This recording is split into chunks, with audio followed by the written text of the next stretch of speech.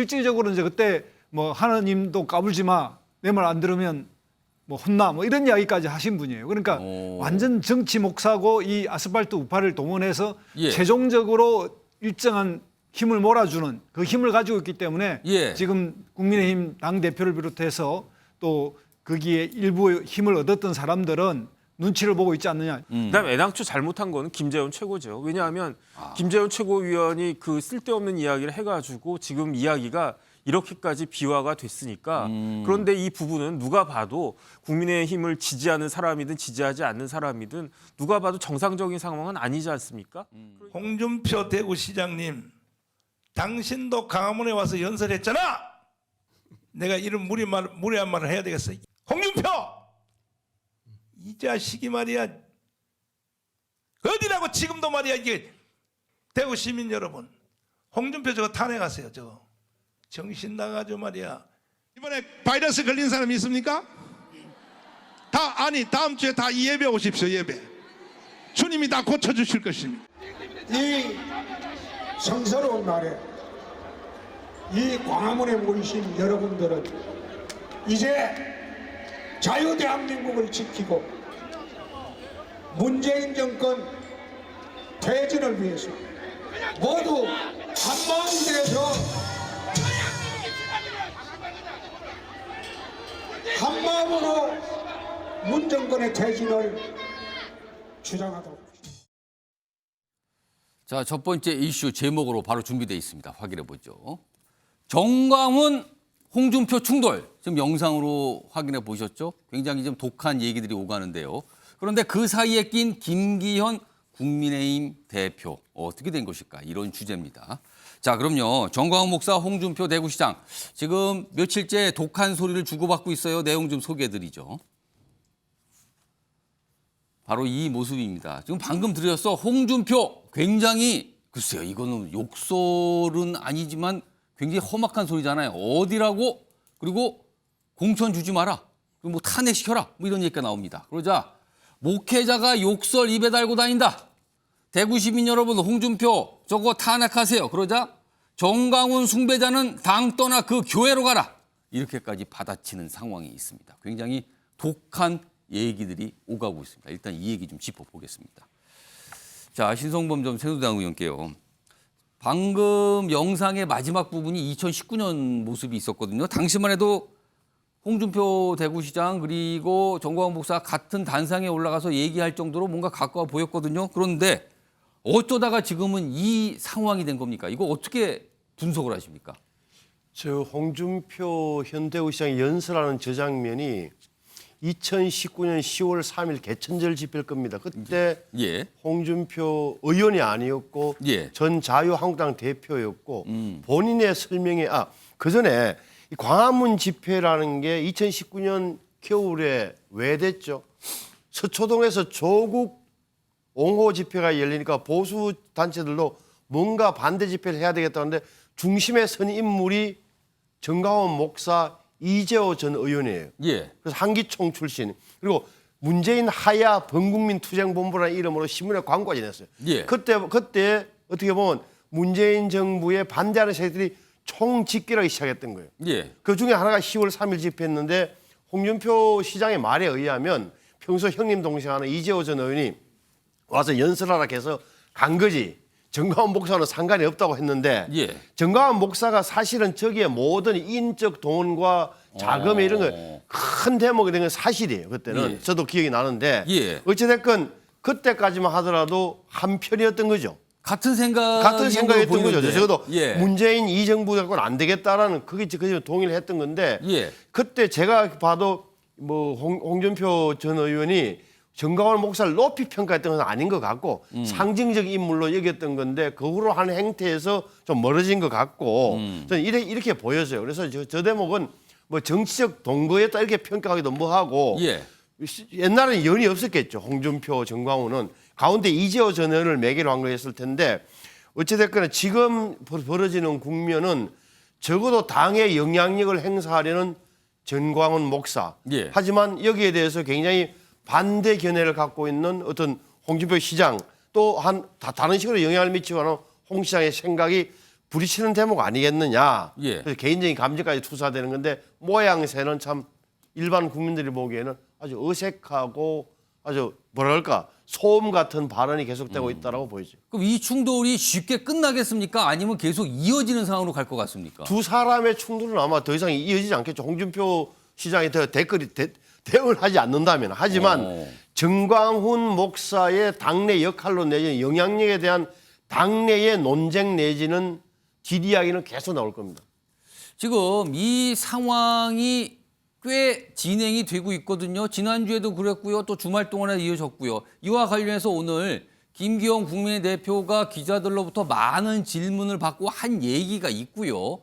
과거에 김기현 대표가 정광훈 목사와 관련된 한 말도 있습니다. 그 영상 몇 가지가 있는데요. 묶었습니다. 들어보시죠. 별로 바람직하지도 않고 앞으로 계속돼서도 안 될 그런 일이라고 생각합니다. 우리 당의 공천권을 가지고서 제3자가 왈가할 일도 아니지만 또 이 지방자치 행정을 맡은 사람은 그 일에 더 전념하시면 좋겠습니다. 우리 당은 정광훈 목사와 뭐 강한 선을 그어야 될 만큼 관계가 없었습니다. 정광훈 목사 그분의 역할을 하시는 것이고 우리 당은 우리 당의 역할을 하는 것이어서 정광훈 목사 우리 당의 지도부도 아니고요. 그분이 가지고 있는 개인적 의견을 그냥 여러분들께서 들으시고 우리 당도 들을 건 듣고 또 참고할 건 참고하겠지만 또 아닌 것은 아니라고 말씀드리는 것이라고 이해하시면 되겠습니다. 김기현 대표님은 이제 지나간 뒷 얘기를 하자면 저한테 전화를 와서 목사님, 하여튼 목사님 말씀 잘 듣겠습니다 해서 몇 번 전화를 와서 그럼에도 불구하고 사실은 제가 뭐 여기에 김기현 대표한테 개입을 안 해도 당선은 될 겁니다. 아무도 말하지 않고 독재 권리가에서 폐악한 정권하에서 겁이 나서 두려워 떨 때 이 사회는 외쳤습니다. 하나님께서 살아계시고 반드시 이 폐악한 권력을 심판할 것이라고 외쳤습니다. 오늘 이 폐악한 정권, 독재 정권을 향해 외치는 이 사회와 같은 선지자가 저는 정광훈 목사님이라고 생각합니다, 여러분. 얼마 전에 김기현 수석 최고위원이 정광훈 목사를 만나서 한 말이 큰 논란이 됐거든요. 그 이후에 김기현 대표는 김재원 최고위원에 대해서 경고성 발언을 했거든요. 지켜보겠다. 그렇게 하면 안 된다 취지로 얘기했죠. 그런데 정광훈 목사 그 자체에 대해서는 정광훈 목사에 대해서는 굉장히 뭔가 조심스러워하는 모습인 것 같아요. 지금까지 영상으로 발언을 확인해 본 결과 같으면요. 이 사안과 관련해서요. 홍준표 대구시가 또 가만히 있지 않았습니다. 여기 화면을 소개해드리죠. 이겁니다. 전 목사에게 발목 잡힌 당도 아닌데 그에게 한마디 못하고 나를 질타하는가. 이사야 같은 선지자라고 축켜 세웠으니 그 밑에서 잘해보세요. 아, 이거는요. 뭐 엄청난 혹평입니다. 다음 하나 더 있습니다. 다음 내용 넘어가겠습니다. 나는 그냥 대구시장이 아니라 당대표 2번 지내고 없어질 땅 바로 세운 유일한 뭐 이런 역할을 했다는 걸 또 강조해요. 그러면서 참 어이없는 당대표 발언이다. 그러니까 지방행정에 신경 쓰라는 오늘 김기현 대표의 얘기에 대해서 이렇게 또 받아칩니다, 지금요. 자, 이 얘기 좀 해보죠. 김주수 전 민주통합당 사무총장께요. 김기현 대표. 기자들이 이제 선을 긋는 문제에 관련된 질문을 했는데 뭐 선을 긋고 할 정도로 관계가 깊지 않았다. 뭐 이런 얘기까지 꺼냈거든요. 과감하게 뭐라고 이렇게 확 매듭을 짓지 못하는 것 같은데 왜 그렇다고 보십니까? 일단 한국 정치가 크게 두 개의 진영, 즉 예. 뭐 보수 진보 진영으로 나뉘었고 이 보수 진영 내에 국민의힘이 최고의 당이지만 예. 현재 국민의힘 전당대회 때 이 정광훈 목사 쪽에 힘을 빌어서 김기현 대표가 당선되고 과반을 얻는데 힘을 얻었기 때문에 예. 아무래도 그걸 의식할 수밖에 없다 이런 생각이 듭니다. 그러면 당대표를 될 때 당원들의 표를 얻는 과정에서 이른바 신세를 졌다. 이렇게 보시는 겁니까 지금? 예, 그렇습니다. 김기현 당대표 선거에서 과반을 넘기려고 할 때 예. 결국 최종적으로 그 힘을 어디서 왔느냐 이런 문제인데요. 정광훈 목사는 이미 뭐 20년 전부터 기독교 민주당이라는 걸 띄워서 예. 그때부터 정치를 해왔고 가장 최근에는 이제 기독 자유당 이렇게 만들었다가 또 뭐 기독 자유 통일당 그다음 국민혁명당 이렇게 했다가 1년 전에 다시 이제 자유 통일당이라는 이름으로 지금 당 대표입니다. 다른 당을 하고 있고요. 흔히 말하는 이제 아스팔트 우파, 아스팔트의 동원력을 가장 가지고 있는데 예. 저분이 이제 19년 당시에는 한기총이라고 하는 기독교를 대표하는 예. 회장을 했지만 거기서 제명 절차를 받고 있고 실제 그 절차가 최종적으로는 확정이 안 됐지만 거의 이단으로 지금 거의 규정 직전에 와 있는 상태고요. 실질적으로 이제 그때 뭐 하나님도 까불지 마, 내 말 안 들으면 뭐 혼나 뭐 이런 이야기까지 하신 분이에요. 그러니까 완전 정치 목사고 이 아스팔트 우파를 동원해서 예. 최종적으로 일정한 힘을 몰아주는 그 힘을 가지고 있기 때문에 예. 지금 국민의힘 당 대표를 비롯해서 또 거기에 일부 힘을 얻었던 사람들은 눈치를 보고 있지 않느냐 저는 그렇게 해석합니다. 그러면 결과적으로 이 독한 설전, 그러니까 홍준표 대구시장과 정광훈 목사의 설전이 계속 이어질 경우에 김기현 대표는 결과적으로 홍준표 시장에 대한 비판을 할 수밖에 없다. 이렇게 보시는 겁니까? 그럼요? 지금 뭐 거의 뭐 기계적 중립을 지켜서 예. 근데 기계적 중립이라 말은 아름답지만 사실상 정광훈 목사는 이 좀 더 혁신하는 보수로 또 중도층의 호소력을 가지려면 예. 철저하게 당에 관련된 발언과 또는 거기에 대한 실제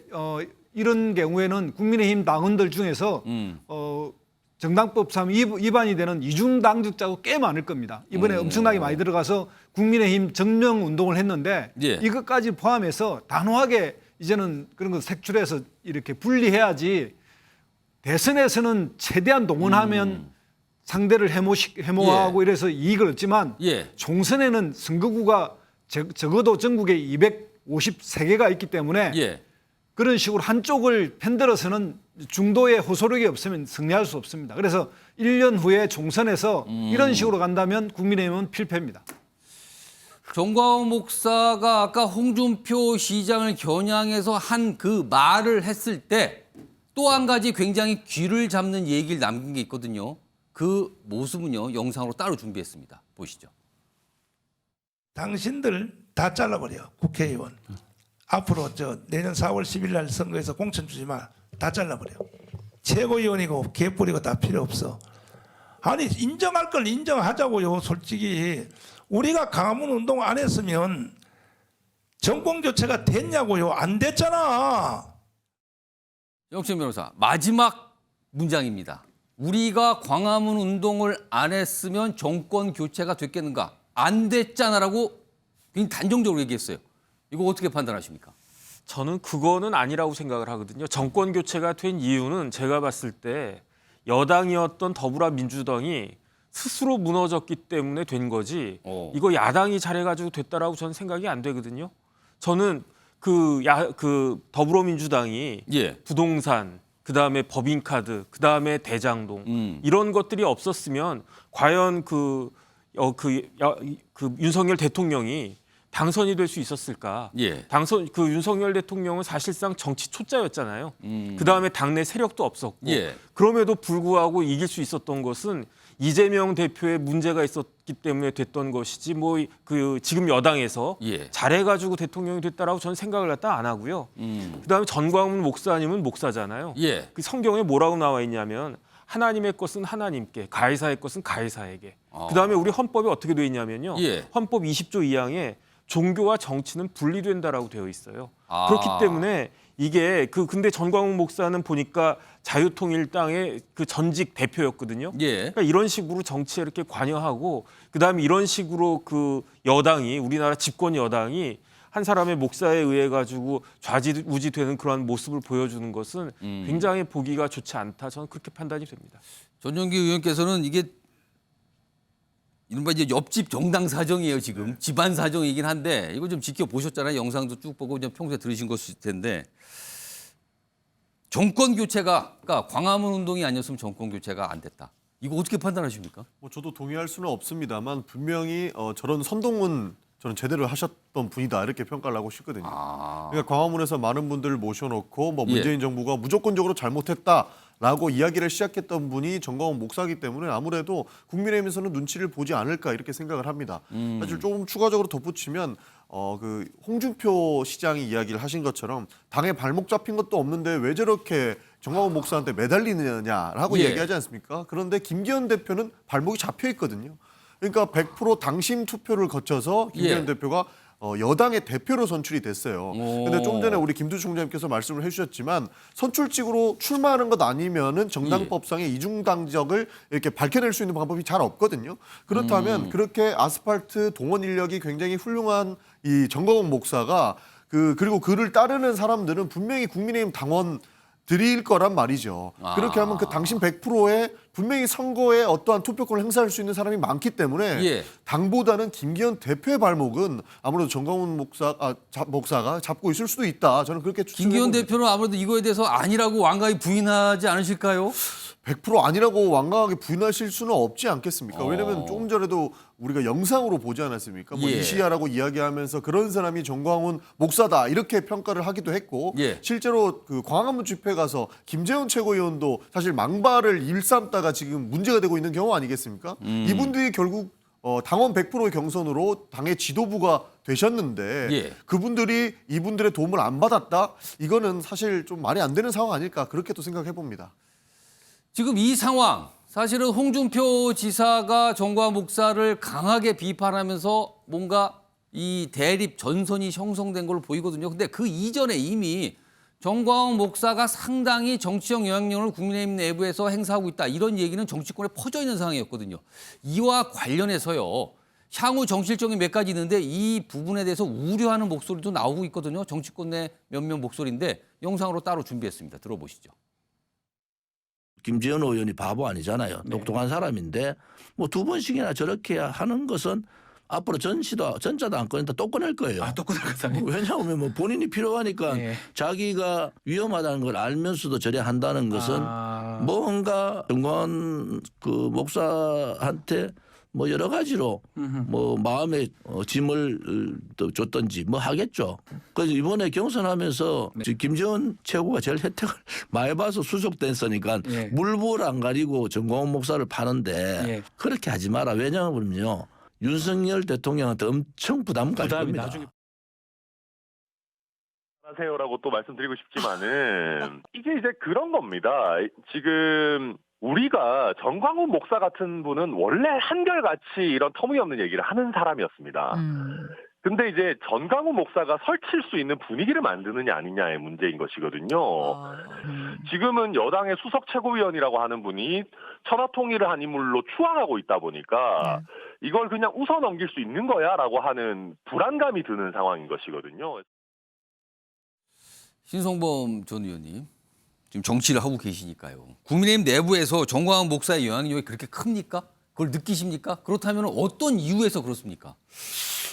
저는 피부로 못 느끼지만 여의도에 가서 보면 현실적으로 특히 당직 선거에 출마했던 분들, 출마하려고 하는 사람들은 당원 특히 열성 당원들, 열렬 지지자층들의 눈치를 볼 수밖에 없고 그 핵심에 정광훈 목사가 있다는 느낌은 받아요.